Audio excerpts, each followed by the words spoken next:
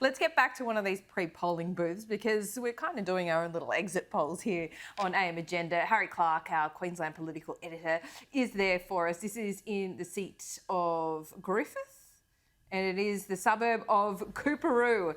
I think we've got Harry with us. Yes, we do. Harry, sorry, couldn't see your side of the screen. There you are.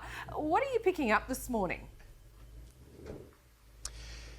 G'day, Laura. Well, there's a mood of anticipation here in the electorate of Griffith. It's going to be really closely watched on Saturday night. It's an important path to victory should the ALP win this seat, but there's a strong MP, a high-profile MP after just one term in Max Chandler-Mather. His margin is 10.5%. Thanks very much for your time, Max.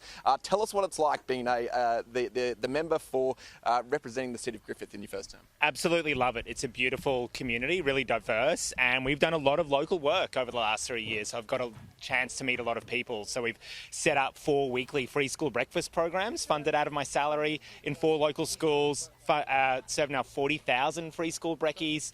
We run weekly free dinners for low-income families and people in the electorate, community pantries, back-to-school events where we give out free school supplies to families that need it, along with all our parliamentary work. And honestly, it's just genuinely really nice to go out into the electorate, knock on doors and chat to people, long-term residents who've lived here for 40 or 50 years, people who've just moved into the area.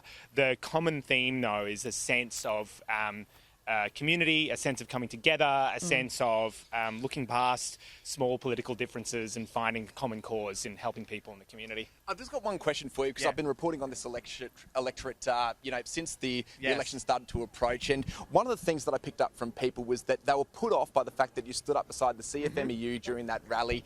Do you regret doing that? Do you think it's going to affect your re-election chances? Well, our principle at the time was that we opposed the government legislation because we thought it overrode the rule of law and separation of powers. We don't think Parliament should be in charge of deciding who is and isn't guilty.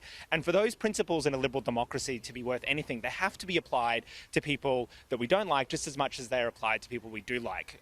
The Greens have a long history of standing up for those sort of principles. And we see it in the US, actually, what happens when those fundamental principles of liberal democracy are overridden under the auspices or excuses of cracking down on certain organisations. We know where that leads.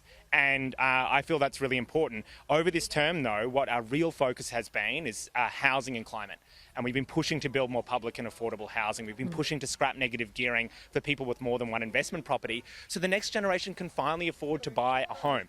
Because right now it's easier for an investor to buy their 10th property than for someone to buy their first. And we don't think that's fair. And that, I think you can probably see that that's what we've been pushing for really hard over the last 3 years. We've managed to secure some money for public and affordable housing, $3.5 billion. We've got a lot more work to do.